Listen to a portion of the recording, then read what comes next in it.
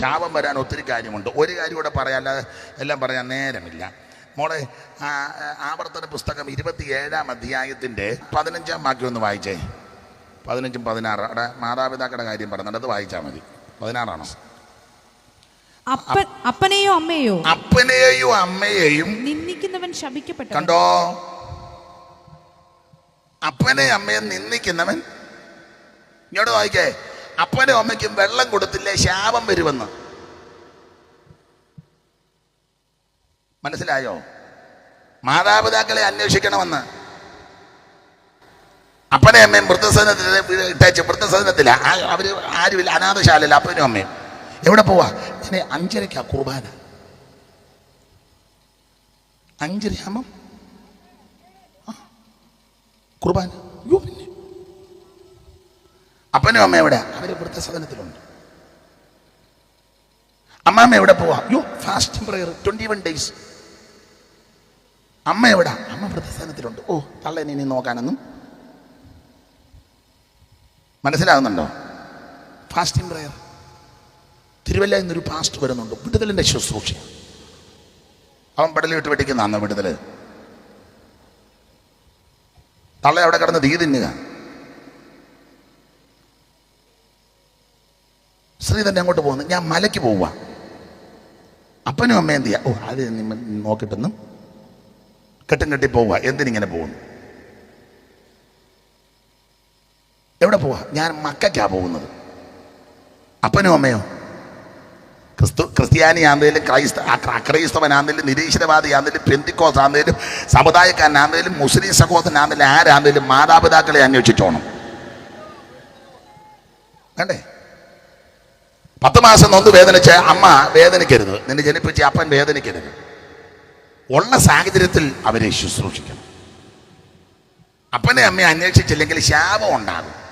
അത് പ്രാർത്ഥിച്ചാലൊന്നും മാറത്തില്ല. ഉപവാസ പ്രാർത്ഥനയ്ക്ക് പോയാലും മാറുകയില്ല.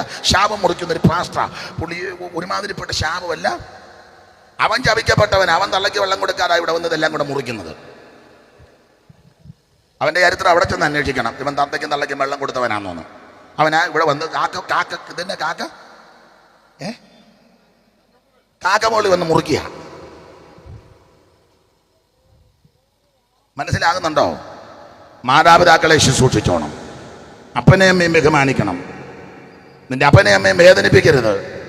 അവരെ വൃദ്ധസദനത്തിൽ അയക്കരുത്. മനസ്സിലായോ? ഈ ചില സഹോദരന്മാർക്ക് ഞാനങ്ങ് പറയാം, അല്ലെങ്കിൽ ഇന്നോടല്ലേ ഉള്ളൂ. ഈ ചില സഹോദരന്മാർക്ക് അപ്പനെ അമ്മയും അന്വേഷിക്കണമെന്ന് നോക്കണമെന്നുണ്ട്. എവളുമാര് സമ്മതിക്കുകയല്ല. അതിനതിന് അവനിരുന്ന് തീ തിന്നുക. എത്ര എണ്ണവായ്പ ഇതിനകത്തിരുന്ന് തീ തിന്നുന്നേ. ഇപ്പം അവർ പറയാ എടുത്ത വാക്യമൊന്നും പറഞ്ഞിട്ട് ഇത് തന്നെ പറഞ്ഞാൽ മതി. അവളും വന്നിട്ടുണ്ട്, എനിക്കോ പറയാനൊക്കത്തില്ല. പാസ് പറയുകയാണെങ്കിൽ ചിലപ്പം ഒത്തന്ന് വരും. ഞാൻ എന്നാളെന്ന് പറഞ്ഞാൽ അവളൊരു തേമ്പി എൻ്റെ താടി തെന്നിപ്പോയി. ഒരമ്മ മാത്രം വരുന്നത് എനിക്ക് പിന്താങ്ങുന്നുണ്ട്. സ്വോത്രം പറഞ്ഞ് ദൈവം അനുഗ്രഹിക്കട്ടെ. അമ്മായിയമ്മയെ നോക്കിയതാണോ? ഗ്ലോറിയും കാൽവറിയൊക്കെ പറയുന്നത് ആന്നോ? അല്ലേലിയാ പിന്നെ പറയാം, മുട്ട് നിൽക്കുക. അപ്പനെ അമ്മ അന്വേഷിച്ചതാന്നോന്ന് ആന്നോ? എന്നാ ദൈവം അനുഗ്രഹിക്കട്ടെ.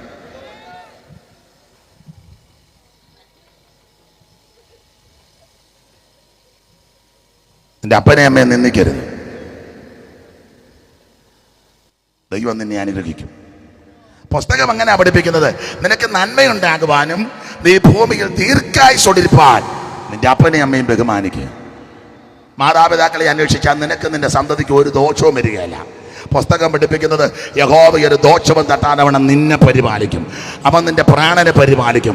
യഹോവ നിന്റെ ഗമനത്തെയും ആഗമനത്തെയും ഇന്ന് മുതൽ നീക്കി പരിപാലിക്കും. പകൽ സൂര്യനെങ്കിലും രാത്രി ചന്ദ്രനെങ്കിലും നിന്നെ ബാധിക്കത്തില്ല. രാത്രിയിലെ ഭയത്തെയും പകൽ പറക്കുന്ന അസ്ത്രത്തെയും ഇരുട്ടിൽ സഞ്ചരിക്കുന്ന മഹാമാരിയും ഉച്ചയ്ക്ക് നശിപ്പിക്കുന്ന സംഹാരത്തെ നിനക്ക് പേടിപ്പാനില്ല.